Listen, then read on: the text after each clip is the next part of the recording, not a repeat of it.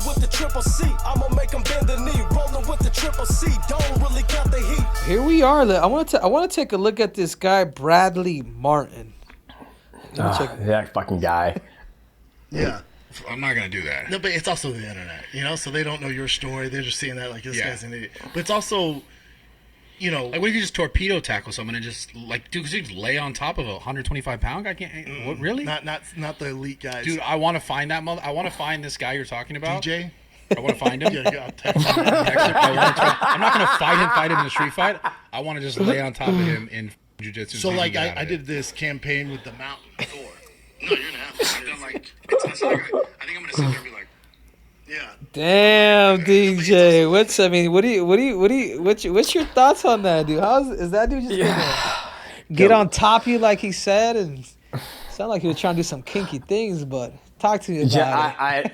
I know when he said he wants to get on top of me like that, I'm like, damn, dog, you ain't Destiny, you ain't my wife. That's the only person I let on top of me like that. It's funny, It's he's 265, he's a bodybuilder, so obviously he's got the weight advantage. But at the end of the day, that's the beautiful thing about grappling. It's not about weight, it's about technique. And we're gonna try to grapple. I told Brendan Schaub that I want to make it happen. I'm busy doing other things right now, but when I get back from all my vacation, I'm gonna fly down to Calabasas and we're gonna roll, man. I'm gonna roll him up. No, I think that's awesome, bro. But if I can say something, you gotta get paid, man. They'll be doing anything. Listen, because I know we can go behind the scenes and talk about how is it you're gonna get them.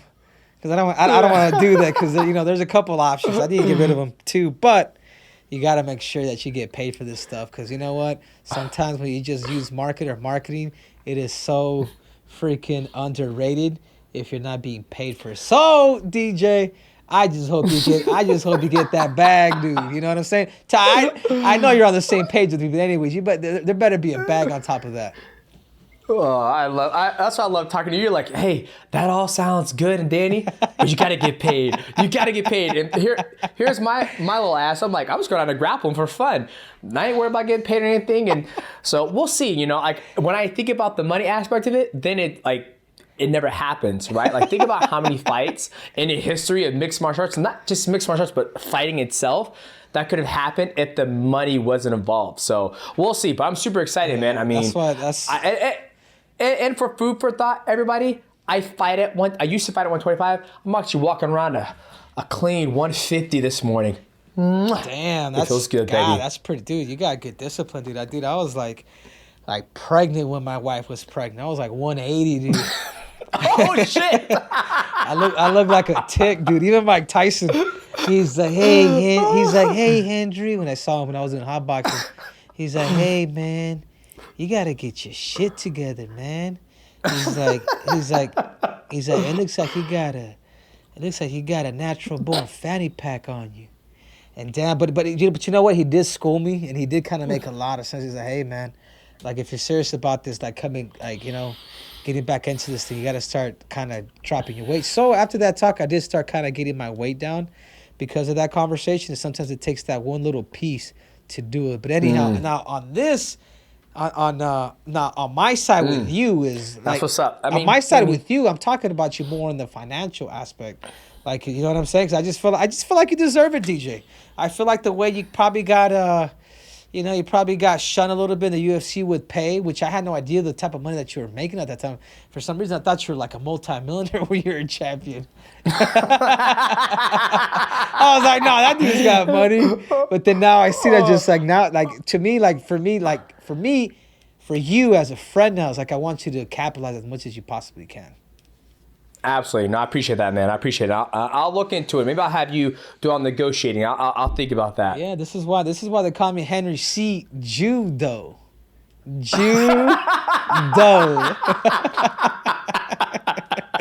I fucking love it. I love you it. can be an honorary Jew, I get the praise from all my Jewish friends. Oh, I love that. But yeah, man. So far, so good with everything. Obviously, I know recently, obviously, I know you're retired or you're taking a break. I'm not sure what your circumstances, but let's talk about the UFC right now. What was your thoughts on Cory Sandhagen versus Rob Font? I thought it was good, man. You know, I read a quote, not a quote. Yeah, it was a quote that Cory Sandhagen said. He was like, you know, I went in there and I displayed my full martial arts. You know, I'm not going to box the boxer. I'm going to grapple the boxer. And then when it comes to the grappler, I'm going to box the grappler, not grapple. And I can kind of understand that because for me as a martial artist, when I go in there and fight, like when I fought you, I took you where you felt comfortable, which was the clinch game. I wasn't Don't going to try to remind sit me. there. Don't remind me. Hey, I'm just trying to use, Right. When he said that, I understood where he came from. It probably wasn't the most exciting fight, you know, when he fought Frankie Yeager and his previous fight when he fought TJ Dillashaw, but sometimes, you know, he had to do what he had to do to get the fight done. And, you know, he came out to W. Now I guess he's in line for the next title shot. No, from but the winner hold on. Let me pump the brakes on you there. I agree with you 100% on what you're saying, DJ. But the difference between you and other fighters who were doing that game is you were taking people down and you were hurting them. You were looking for submissions. That's one. Yeah. Two, I want you to think about is there's the four horsemen. There was me, Merab, Cory Sandhagen, and Umar Nurmagomedov that were up for grabs. What happened to Umar? Umar ended up getting hurt. He pretty much pulled out. For some reason, I guess Cory had an injury or whatever. He still decided to take this fight. But when you're that close, like I always try to see things in a business perspective. I always try to kind of grasp everything, you know, because I'm with you. I mean, a victory is a victory, but you also just lost your shot to actually fight for the title because of the display that you put out there. It was to the point where Dana White, DJ, the guy that signs the paperwork, literally, the guy that signs the check, literally walked out. Like, you know what I'm saying? I fought injuries plenty of times. But when it comes to a fight where you're that close to get a title shot, like, there's just no way. Like, there's just no way if you put a performance like that. Like, people, like, you're only as good as your last fight. So even me, like, losing this last fight, despite what I've done, you know, winning 2 bouts, and, you know, obviously, let's not forget the Olympic gold medal. People. How can we forget that? How can we forget that, right? I'm so narcissistic. People will always remember that last performance. Like, I fought something that really like catapult you to the next level, which is right before me and you fought, is what you did at Ray Borg. You know what they're saying about you, DJ? He's the human video game. Like, there's only one guy that's able to do video game shit, and his name is Demetrious Johnson. You know, so I think this is why, like, when me and you fought, the fight was even bigger because of the spectacles that you've been able to kind of put on. Not just that, but even the first time that we fought, you stopped me. You see what I'm trying to get to? If the UFC cannot create storylines, Demetrious, it's not going to sell. It's not worth our time. Guess what the UFC is? It's a business. Come on, come at me now. No, you're right. No, you're absolutely right. And I think, you know, they're hearing the fact that, like, the fight did that bad that Dana White had to walk out of it or whatnot. Yeah, and that's the thing about mixed martial arts, is that everybody remembers your last fight. They don't remember the things you did to get to the top of the mountain. They just remember your last image of you on top of the mountain. And just so happens that Cory Sandhagen's last fight is that lasting image on everybody's mind. So we'll see what happens, you know. I mean, from what you guys told me, he had an injury. You know, was it a bicep or a tricep injury that he had? Yeah, apparently it was a tricep, but this is kind of where I'm getting to. I'm not questioning, because the last thing you want to do when somebody's injured is really question their integrity. But I will question if you have a hurt tricep, what are you doing wrestling? Like, think about it. Do this real quick, Demetrious. Like, kind of like just pump. Like, you're going to feel the flexion of your tricep now. Punch is, the majority of it's all shoulder. Like, there's really nothing to do with the tricep. Obviously, your whole body's connected. But you understand what I'm trying to say. Yeah. So I'm just not too sure if him wrestling was just part of the game plan, just get the victory, or if it was really him just being injured. And I want to go the other way. Because the reality is, I just feel like Cory... He had a lot of mixed things, like the stuff that you said recently, but I just feel like this is a lesson learned from anybody who's that close to a title that was right there, and now it's like gone. It's in my opinion, it's kind of passed by because you're only as good as your last fight. And I think me having a split decision loss to Aljamain. I mean, there's so many different scenarios, man. But that being said, I take it as a businessman. I like the position that I'm in. Oh yeah, 1,000%. I memean, your last fight against Aljamain Sterling was very exciting. You know, everybody saw my reaction to it when they read the split decision. I was like, "What? You fuck? What?" Racism. This time they went for the black man, dude. Hey, I'm always rooting for the black man, but you're my friend, so I see where you're going with that.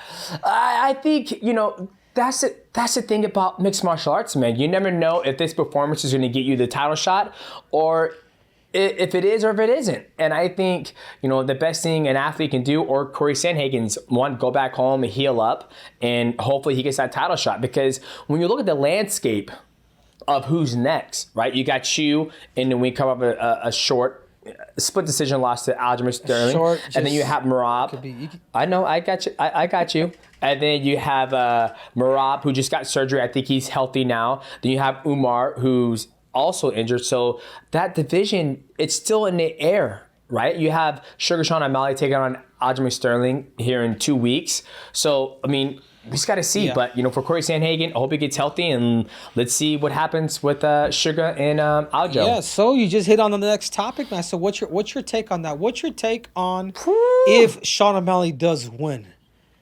I mean, let's tell the truth, the whole truth, and nothing but the truth. Because I got my 2 cents. Yeah, I mean, one, that's a sick-ass fight. Let's just start there. And obviously, with Sugar Sean O'Malley, he's looked fast, he's looked great. But when you look at the fights that he's had in the UFC, it really hasn't been a dog. Yeah. Right? Not taking nothing away from Peter Yan. Peter Yan's absolutely amazing. He's got great boxing. But he isn't like the specimen that he's going to go against Aljamain Sterling, right? Aljo has an interesting style where he's going to put the pace and the funk on Sugar Sean O'Malley, right? And that's where I think Sugar's going to have a trouble. If Sugar can be light on his feet, keep Aljamain Sterling guessing, throwing lots of body kicks, lots of knees to try to keep Aljo guessing when to shoot in, and use his lateral movement with the shots. But you do have Aljamain Sterling, the funk master, with his funky style of being in your face, mixing it up, going for the takedown, right? Like when he took you down, you know how mad I was so shocked when he took you down. I was like, motherfucker took down my boy Henry. But then you got him back with your inside trip. I hate that fucking trip, but you got him back. So I think if Aljamain can pressure him and get him to the ground, pass his guard, look to rain down punches. Then when Sugar Sean turtles, if he locks up that body triangle, I don't see how Sugar Sean gets out of that. I just don't. But if I was a betting man and I had to put some money in this fight, I would have to go with Aljo. I mean, when he beat you, I didn't think he beat you, but when he did, I was like, fuck. I was like, all right. Yeah. Funk Master. So if I had to pick one, I'm gonna go with Funk Master with this one. Yeah, I'm gonna have to go the same, but I think if there's keys that I would give Sean O'Malley, because being in there for 25 minutes with Aljamain, he needs to just do something simple, and it's just keep the fight in the center. If he's able to just keep the fight in the center, and let him come to him, because he's gonna do that. He's gonna come out aggressive. That's kind of what he did with me, which we kind of trained that, and I was able to body lock him right away. But they ended up stealing that first round, which he did a good job at. But if I was in Sean O'Malley's shoes to get the victory, I'd have to stay in the center and just take my chances, because as soon as Aljamain starts getting you to kind of back out or get you near the cage, he's going to be looking to lock. He's going to be looking to press you to get you against the cage to eventually look for your takedowns. You know what I'm saying? He did get takedowns on me, but all of them were close to the cage, or all of them was off of him scrambling. So those are the areas that he's good. But off the open, he doesn't have power, Demetrious. He doesn't. Even though on those other areas he's really good at, like I can see Aljamain Sterling either stopping this dude, or I can see him just winning a boring ass fight for 5 rounds. Just, you know what I'm saying? Just ridiculous. So I don't want to see another Cory Sandhagen raw fight. Jesus. Yeah. Well, I think the biggest thing too, looking at this fight, is we know if Aljamain Sterling shoots, he's going to use that, that 3-point grounded opponent rule, right? He's not going to, He's going to keep one hand on the ground like he did with you, right? You really couldn't punish him. So if Sugar Sean O'Malley is able to circle behind him and force him to either get up or start grappling from his back, then we can see a different element of Aljo's game. But, like I said, we got to see. And I think that is smart, keeping it in the center for Sugar Sean O'Malley to be able to use his range and his lateral movement. If he puts his back against the cage, he's going to be in deep trouble. Yeah. So we'll see what happens. So I'm pumped for that one, Mike. I'm going to watch that one. Yeah, he's gonna have to. If not, it's gonna be a good night for Aljamain. Yeah. And then hopefully you get that rematch. But see, here's the thing: if Aljamain Sterling wins, he wins this, he goes up to 145. I truly believe that. I don't think, unless he wants to do, I don't know how your guys' numbers did, but if your numbers, Henry versus Aljo, did good, I can see a number 2. Yeah. But for him, it's like he's having a hard time kind of 135, I hear. And he wants to give his boy Merab a chance to be champion. And it could be a Tyson for him to go to 145 because who's up there? That's Volkanovski, right? No, Volkanovski's 155. Or is he 145? Yeah. No, he's 145. That's right. So we'll see. I mean, I think then if Sugar Sean O'Malley wins, then the storyline just goes everywhere. You got to fight with you. When you said he sucks, you love a tune-up fight. Yeah. I mean, so I think either way you're sitting pretty, Henry. Yeah. No, I like it. But you're right. I think if Aljamain, if you, which I know him and Merab are close, but I don't know how close they are because he could always change his mind. But I agree with that's his brother. Yeah, that's his brother. If that's true, this really is his last fight at 135 pounds, and I think he waits. I think he just waits for Alexander Volkanovski. He can make the excuse of gaining size, which that's really not going to be the key. He can make up a bunch of different storylines that he could kind of take place, and I think that just leaves 2 guys open, which would be me and Merab. Because the last thing you want to do, DJ, is give Merab a guy like Cory Sandhagen. Merab's just gonna wrestle the hell out of him. Oh yeah, and it's gonna be a boring fight. So you don't want to do that. You want to get 2 wrestlers that are literally gonna fight. I'm gonna fight this dude, like with the chip on my shoulder, literally that I have now. Like I really want to make up. When you have a bad performance, you just didn't perform at your capability. You're like, fuck, man, it'll haunt you. That's kind of how that's kind of how I feel because I know how good I am. And I know the stuff that I know the stuff that I could have, the mistakes that I could have, but at the same time, DJ, I gotta respect the sport, and it has been 3 years. I was just gonna say, dude, I was out there three years. Yeah, making babies. Right. You got to think about it. You took 3 years off. 3 years off. Like if I took 3 years off, I would not have come back. I just wouldn't have done it just because the sport's always evolving. Not that you didn't evolve. You're evolving too, but just that competition level, being in there under the lights, you performed well. You did a lot better than a lot of people thought you were going to do, right? Like I said, I was impressed how well you looked, taking 3 years off. I thought you won the fight. There's a couple things Aljamain Sterling did that when he shot on you and you sprawled, and you didn't circle behind him, oh, man.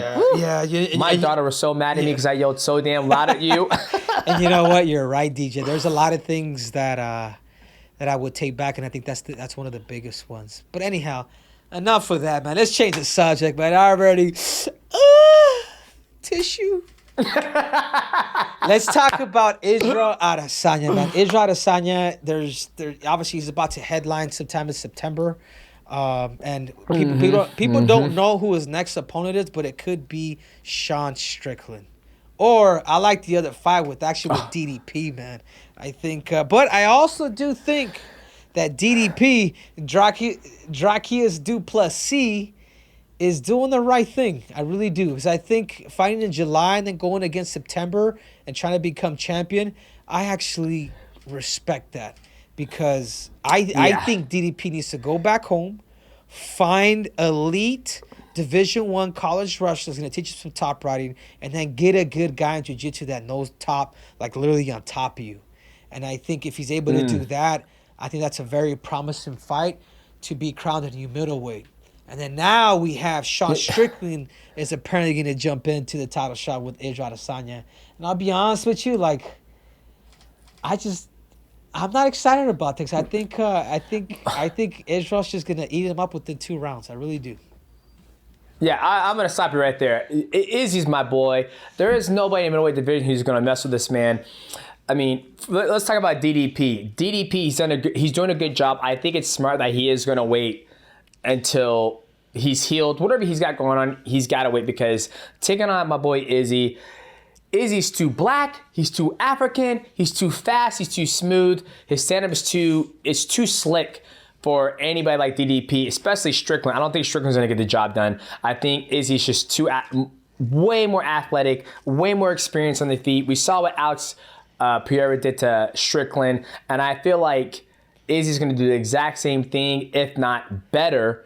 So I think Izzy's in a good position where if he wanted to go back up to light heavyweight and try for the title again, he could. I think all he's got to do is put on a little more weight and get his wrestling on point. But I think either way, Izzy's going to beat both those guys. Like, yeah. I think DDP is a good person for him to have right now to bring up a storyline to sell a lot of pay-per-views and make a lot of money. But I don't see anybody being Izzy anytime soon. But can I tell you something too? I was surprised on how DDP did against and how he finished Robert Whittaker. I know me and you did not believe this dude could beat him because he's kind of like a little dorky. He's got like this little crazy bounce. Like he almost looks like kind of off balance. Like you know what I'm saying? But but there's one thing that we have to consider and keep in mind. He's a competitor, man. And when you're a competitor, you just know how to win. Dude, those are the most dangerous guy, even if they can't throw a jab to save their life. I'm not saying that DDP can't, because he does have striking. He was able to knock down Whittaker literally with a jab, dude. He was able to. Nobody's ever stopped Whittaker like that. You know, unless Whittaker decided to slug like he did with Israel. I mean, he was able to stop this dude. I mean, there's a lot to be said. Obviously, as we all know, as you know, I'm an Israel Adesanya hater, a city kickboxing hater. I just want to see good fights. I do know that Israel's done some good things, but I'm also curious, or I'm surprised on how he's been able to get away with not having takedown defense. Like, I think to me, like, that's the biggest thing. Not just having takedown defense, not having the ability to actually take somebody down. It's the same reason why he lost to Pereira. So my biggest thing is really trying to have the whole base of a mixed martial arts as a whole, where nobody will really question you. Yeah, I think, well, I mean, you look at it. I mean, you look at the history span of mixed martial arts. You date it back to like Mark Coleman days, just even further than that. People have become world champions and been able to go on long title reigns with having deficiencies in their game, right? So in order for somebody to really, I don't want to say expose Izzy's wrestling, I think he can wrestle. And I think he has decent takedown defense, because only person who took him down, my memory serves me correctly, is Alex, right? And then when Alex took him down, then who else took him down? Jan Blachowicz. Jan took him down. But Jan, he's also bigger. He took him down, but he didn't pass his guard. He didn't mount. He didn't get a really submission game going on, right? So, but other than that, his stand-up is so damn good, he doesn't need to have a ground game, right? He really doesn't until he fights somebody who's going to take him there. I mean, you look at like Charles Oliveira. His ground game is so good that it's made his stand-up game even better. Because when he gets dropped by Dustin Poirier, Justin Gaethje, these guys are too scared to follow him up in the guard. Like, they drop him and it's like, oh, I dropped him. I'm so scared of his ground game, I'm not going there. Stand up. He gets back up. It gives Charles Oliveira another opportunity to get a good shot off, which he does on both those fights. Even Michael Chandler drops, Charles Oliveira and still doesn't follow up in the guard. But he's able to get back up and land those strikes and win the fight, because his grappling's so good that his stand-up is even better, because he doesn't give a shit. Please come my guard. Right. Until he fought Islam Makhachev, and then Islam Makhachev dropped him, and he was like, I have sambo grappling, better than jiu-jitsu. Pass guard immediately, got the side choke. So there's difference. So I think, bring it back to full context, I think with Israel Adesanya, in order for him to have to worry about his grappling being in jeopardy, he needs to fight a person who's going to be more athletic, more well-rounded, and being able to take him to those deep waters and get him down, pass his guard, and threaten him with the submission game, which I don't see anybody right now in the middleweight division doing that. Really? You've never heard of Bo Nickel? But here's the thing. Here's the thing. Okay. I see you, Bo Nickel. I see. I love that. I like that. Okay. See, I got something for Bo Nickel. Okay. I like to call him the day walker. The ginger who walks in the middle of the day, doesn't get burned by the sun. Yeah. The thing with Bo Nickel, his grappling is so good. Just keep making this racial, DJ. Come on, keep it coming. What are you talking about, racial? What are you talking about? I said the man, he's a ginger, he's a redhead, and he walks in the middle of the sun. He doesn't get burnt. Daywalker. Right. We call him that in South Park. No, I'm a big fan of Bo Nickel.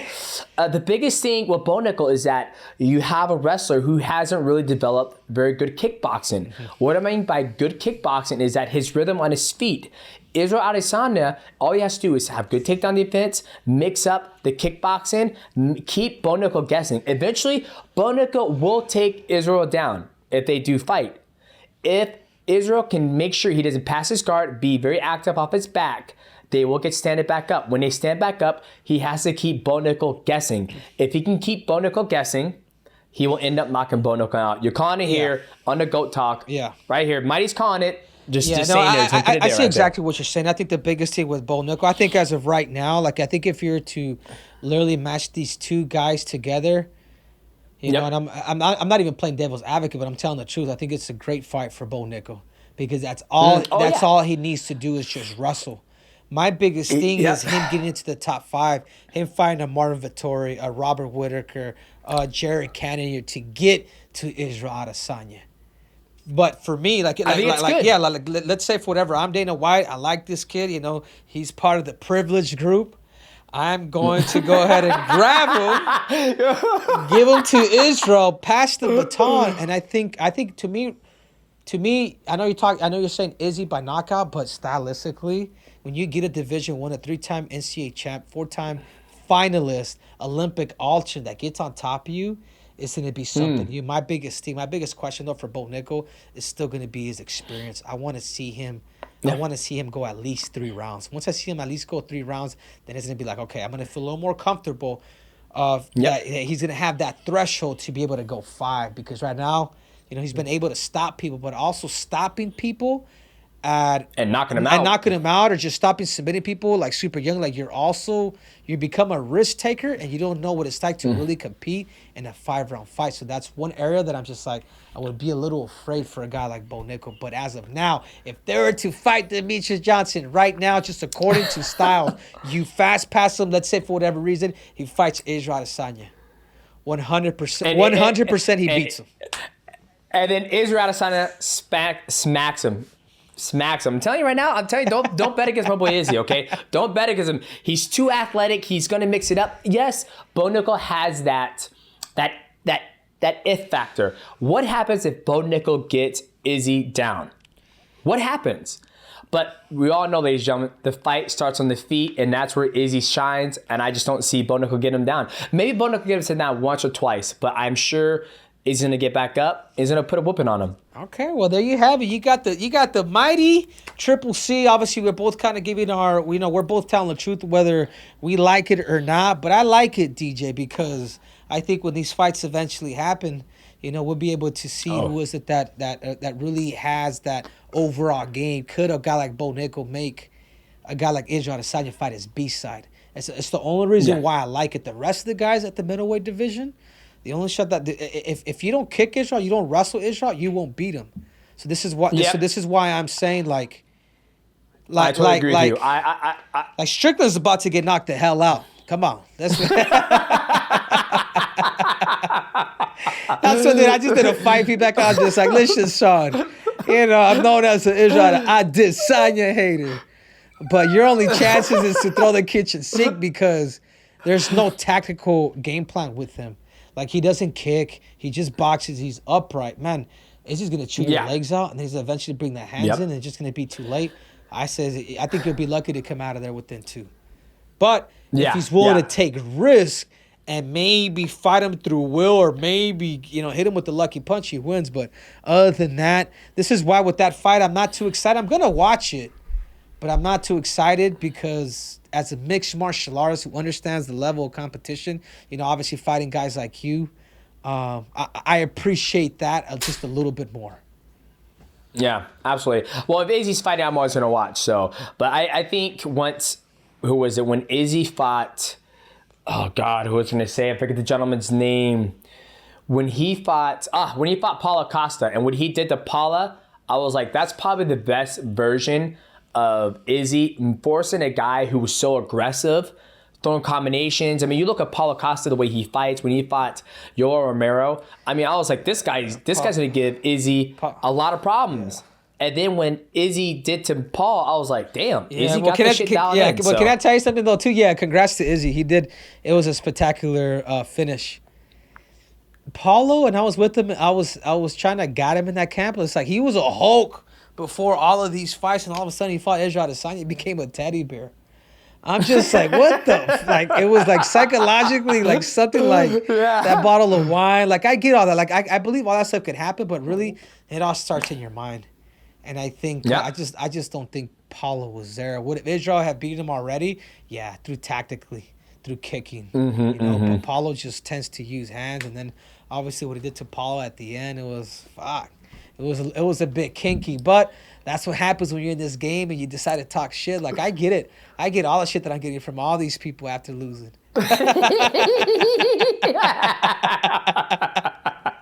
I get it. It hurts, but it feels so good. I never forget when you lost. I was like, ah, shit. I said, T-shirt numbers are going to be down now. Great, Henry. Good job. Good job. That's funny. Anyhow, DJ, let's move on. Jake Paul versus Nate Diaz. Did you get a chance to catch that fight? Yeah, I watched that fight. It was... I love Nate Diaz. I love Jake Paul. I think what they're both doing, what Jake Paul is doing for the sport, not just mixed martial arts, but for boxing, what he's done for Amanda Serrano, it's a good thing, right? He's bringing money into the sport. He's bringing eyeballs that weren't in the sport already. And the fight was, I definitely had Jake Paul winning the fight. I just feel that, Jake Paul is probably an amateur, a very good, I would say Jake Paul's probably amateur.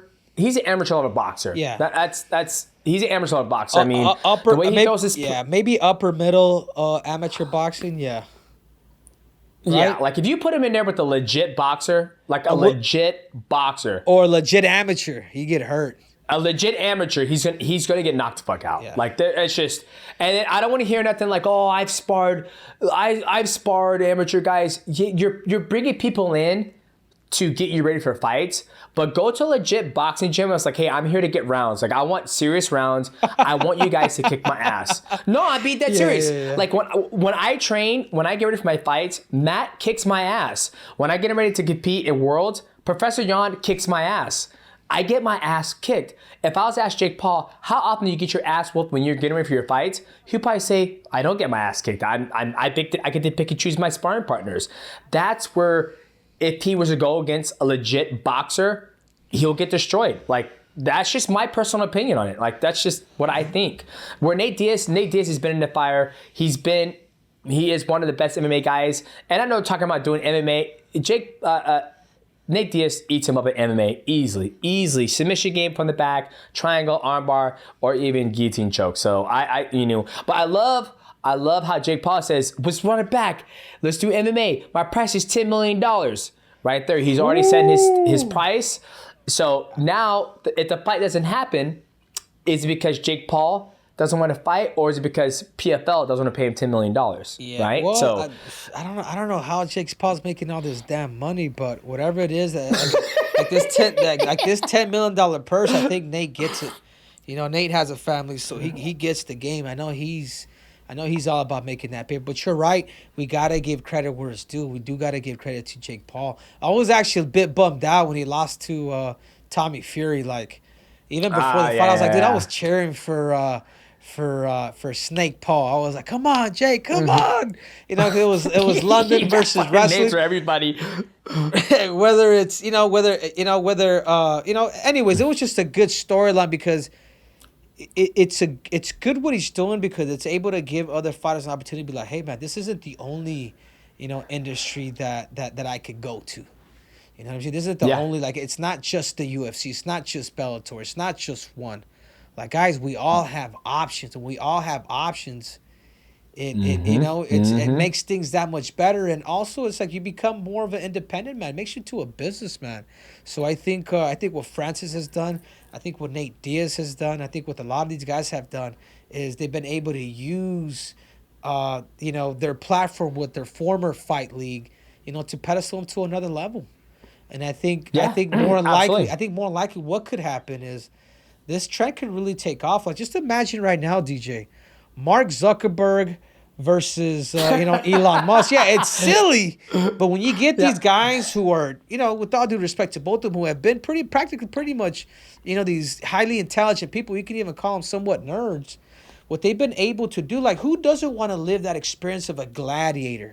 I mean, that's what we do. Yeah. I mean, we fight for a freaking living. Like, and then we can hug it out and then have a beer afterwards. And we're fighting amongst 25,000 people. Like there's something to that where I think somebody that has a boatload or a yacht full of money, it's priceless. Yeah, absolutely. The experience is priceless. Money comes and goes, but memories stay with you forever. So I think, full context, Jake's doing an amazing thing. Happy for Nate Diaz to be able to get that payday, along with the other guys like, Tyson Fury. I mean, that's probably Tyson Fury's biggest payday when he fought Jake Paul. Then you look at Tyron Woodley. He got a good payday. Let's see what happens next. Is Jake Paul going to do MMA or is he going to find another MMA guy to box? And, the Mark versus Elon Musk. I'm going for my boy Elon Musk. I got the burnt hair cologne right there. It smells like absolute shit too, by the way. But we'll see. We'll see. Shit, it's a good time. I was about to ask you, bro. I've been talking to Mark Zuckerberg. He saw one of my fight feedbacks. So I don't know if you can change your thought there, because I was thinking that maybe me and you can go over there and give Mark Zuckerberg, some tips. He's already training with GSP. You know what I'm saying? Yeah, He's already training with those other guys, and I think if the short kings go out there, because he's gonna be pretty short for that weight class, we give him some expertise for Mr. Zuckerberg. Mm-hmm. I think we could take Zuckerberg. Whoa. I'm going Elon Musk. You go to Zuckerberg. I'll go to Elon Musk. If that's the case, you better give me a Tesla, dude. I already got one, baby. I'll ask for another one. I like it. Make do. sure to make it gold. or silver now. Whoa, what the hell you mean silver? I just lost the Aljamain. Anyways. Oh, make you a silver one? Okay, as long as I get gold, you get silver. Okay, we good. Okay. Just want to make sure you got that right. Okay. No, well, that's what's up, DJ. Well, I appreciate it, bro. I think this is a start to something big. I think for both of us, I think we both are going to be able to express a lot of how we feel, to tell the truth and to give nothing but the truth. And I think having expertise from two people will really give fans different perspectives, even if we both agree or disagree on anything. Yep, I totally agree. It's good when you get two goats talking, talking the real, keeping it real, disagreeing, agreeing with things, and just vibing out. So always, Henry, always love catching up with you, brother. I hope all is well with you and your beautiful wife, Anna, and America. I know you got another one on the way, so I hope you're getting a lot of sleep, because you know how it is. When you get two, it's a party. It is a party. Oh, I know, bro. Mine's coming in about a few months, bro. So I'm getting ready to enjoy these last hours of sleep before it's doomsday once again. Yep. Hey, if you need me, man, you have any questions, holler at your boy, because it's a boy this time, right? It's a boy. Congrats, brother. Yeah. Congrats. We're going to name him Enzo. And then my middle name, I was thinking about, there's a rival that I had. There was a rival that I had who was a Russian who was really, really good at wrestling. His name is Bisek. And he's a 4-time world champ, 2-time Olympic medalist. Like, he's one of the best Russians of all time. 2 division. You know how hard it is to win 2 divisions in wrestling. Is one of the hardest things you could ever do, to go up a weight class and then eventually win. But I was thinking about possibly, naming his middle name Bisek, which would be Russian, but I'm not too sure. How the hell does your wife feel about that? Why don't you name him a Portuguese name? He's Portuguese. Yeah. So but some of the Brazilian love in there, baby. Yeah, but she already kind of chose Enzo a little bit, and I kind of liked it. It's different. There's not a lot of Enzos in the U.S., so I think she picked the middle name for America, which was Maria. As American as it gets, to Maria. So I think we can do the same thing with Enzo. Enzo Bisek Cejudo, but we'll see. Love it. All right, brother. Well, I appreciate it, DJ. All right, brother. Until next time, you know, we are here to Next tell time, the brother. truth, the whole truth, and nothing but the truth. And we are out.